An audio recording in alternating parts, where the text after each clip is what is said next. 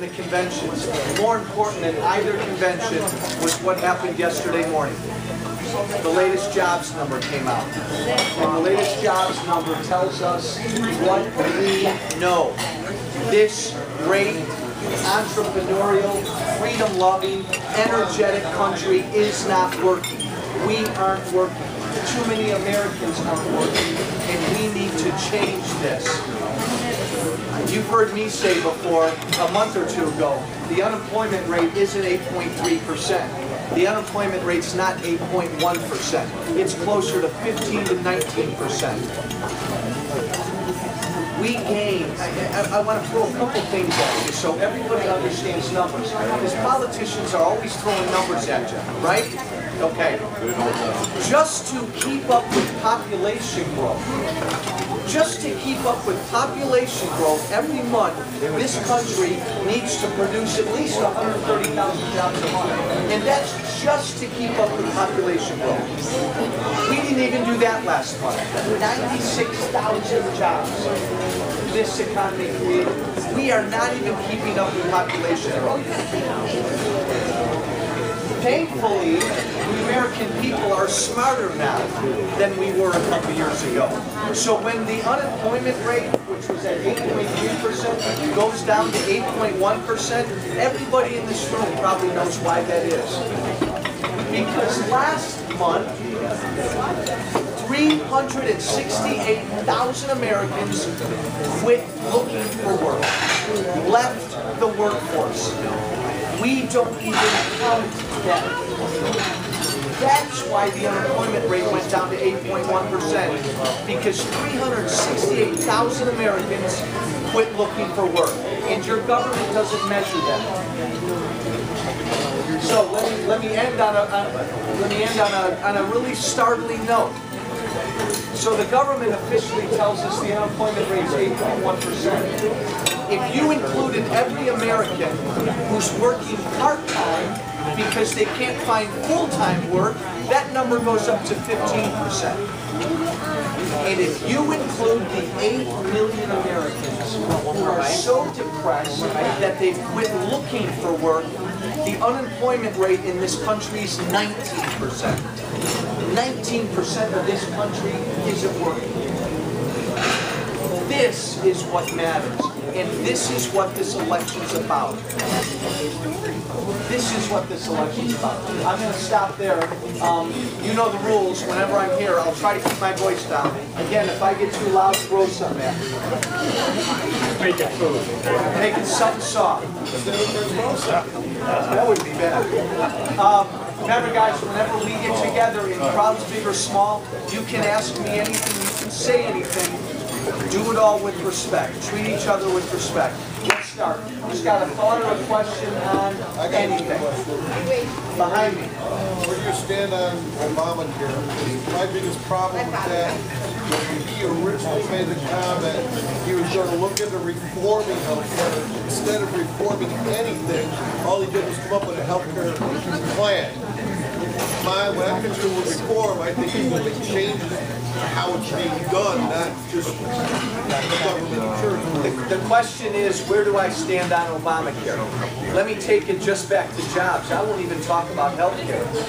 Right now, when you survey small business owners in this country, by the way, small business owners, the men and women who create the jobs in this country, the single greatest obstacle they tell us to why they're not hiring is Obamacare. Now, again, everybody in Washington, we all think we're the smartest people in the world, right? Baloney. The smartest people in the world work out here. And so when small businessmen and women tell me they're not hiring because of Obamacare, we should listen to that. So Obamacare needs to be repealed because it is destroying this economy, it will bankrupt this country, it will ruin the best healthcare system in the country. And by the way, doctors are fleeing the business. Doctors are getting out of the industry because of Obamacare. It needs to be repealed, and Republicans, whether you love us or don't like us, will repeal it immediately. Yes, sir. And replace it with what? That's always the tougher question. It's not. It's not. Republicans don't talk enough about what we're going to replace it with. Here's my answer. I'll start big, then I'll go small. If Obamacare is basically government-run health care, and don't think anything different, if President Obama were here today and he were honest, he'd tell you, I want everybody on government-run health care. So if Obamacare is government-run health care, Republicans stand for patient-based health care. And if we repealed Obamacare in January, Republicans and Democrats could come together on 3 or 4 things. Number one, let every American buy health insurance across state lines. How come we can't buy health insurance across state lines? Republicans believe in that, enough Democrats do. Number 2, a real tort reform. Real tort reform. Right now, defensive medicine costs our healthcare system $200 to $300 billion a year. Number 3, we need to put patients more in charge of their health care. Expand things like health savings accounts, where Americans take responsibility for more of their own health care costs. And number 4, we got to reform Medicare. The big piece. You know, I'm running against a woman, Tammy Duckworth, who doesn't even know how to talk about Medicare, and all the Democrats are going to do is try to scare seniors. I know we have no seniors in this room.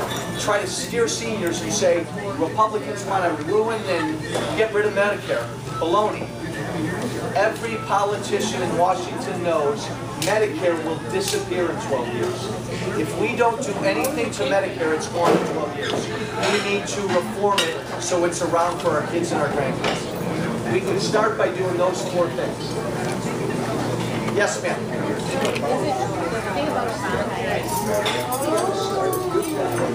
Go. If it goes through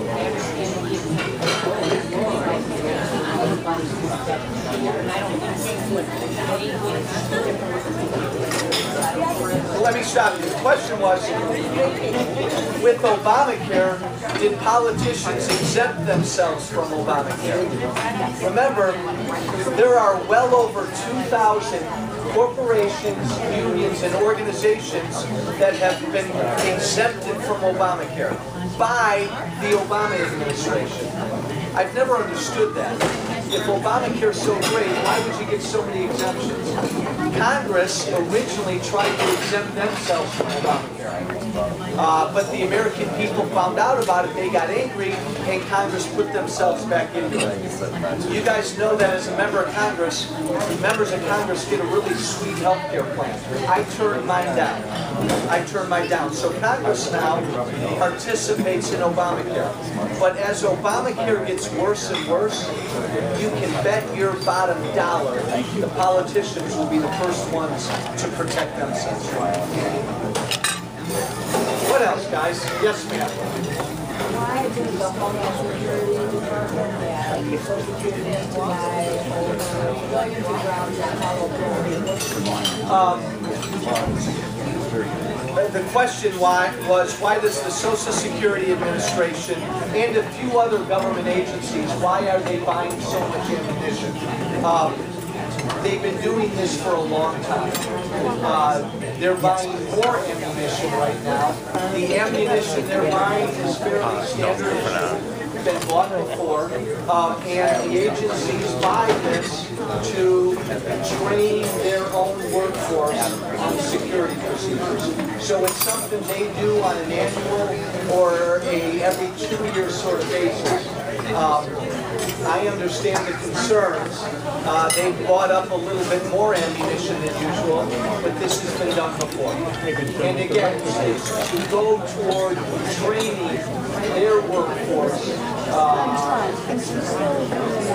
in any security issues. Even the Social Security Commission, many government agencies need to go through this training. Something to keep our eyes on. Something to keep our eyes on. Yes, ma'am.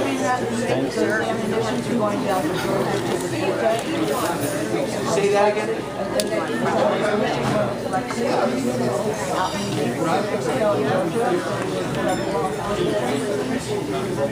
That I don't know. I don't know where it's, in particular, I don't know where it's going. Because this hit the news a few weeks ago that the Social Security Administration and a couple others were buying up all this ammunition, a lot of people raised some concerns. Congress is looking into it, but again, this has been done in the past, fairly routine. It's a good thing the American people are paying attention to these things. Remember, guys, how many times has your government raised the debt ceiling over the last 20 years? A bunch of times, right? American people never even knew about it. I'm glad the American people now understand what the debt ceiling is and get so worked up about it. Like everything else now, the American people are paying more attention, and you should be. Did you have one? Yeah, I agree with you on Obamacare too, but one of the attractive features of Obamacare is eliminating pre-existing conditions.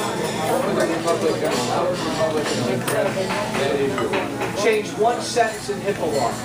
Right now, in essence, you've got pre-existing conditions if you're part of a group plan. There's portability.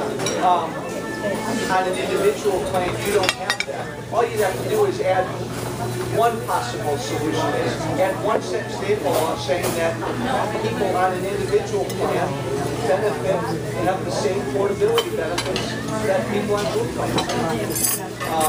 Instead of a 2,700-page law to address pre-existing conditions. And also remember, many state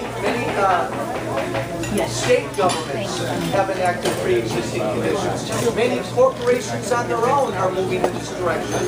Many corporations on their own already offered the benefit of keeping your kids on the plan until they're 26.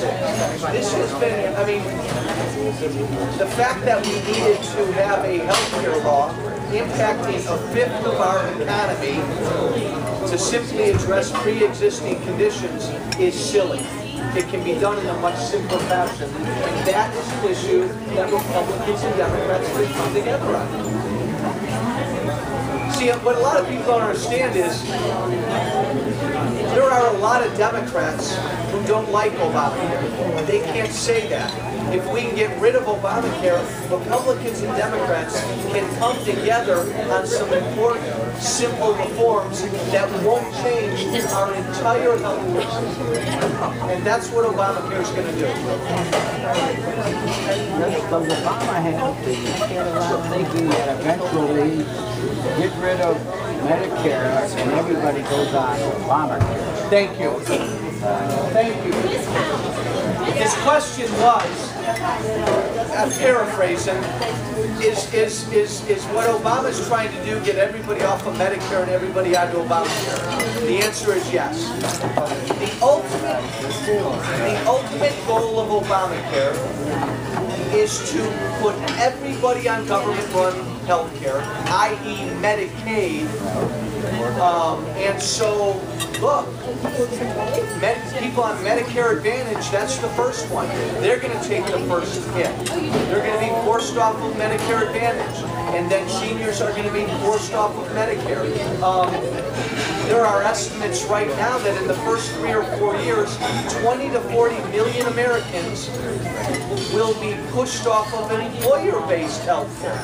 Working Americans and pushed onto what? Medicaid. That's the goal. It won't work.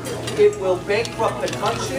The quality of care you receive, we know what the quality of care will be like. It will lead to rationing. This is the real concern. This is the real fear. And this is what has to be stopped. And I want to emphasize another point. It may make you feel good to put everybody on government-run health care. We can argue about the quality of care. We can argue about a lot of things. But what if there are no doctors to take care of you? Doctors right now aren't taking Medicare patients. Good God, they're not taking Medicaid patients. It's only going to get worse because their reimbursements are so low and doctors are leaving the profession. One of my doctors, he is retiring. He's a young man. Oh, they're getting out. He's going to Upper Michigan. Yeah. Not to do that. He's going to doctor. I've had so many scary talks with doctors in their 50s and above who just said the heck with it. If we can't stop Obamacare, I'm leaving. It's going to change their job. This vision we've got that we love of the family doctor, of the solo practitioner, that's gone with Obamacare. That's gone. Doctors will become unionized workers of hospitals. There will be bureaucrats making decisions.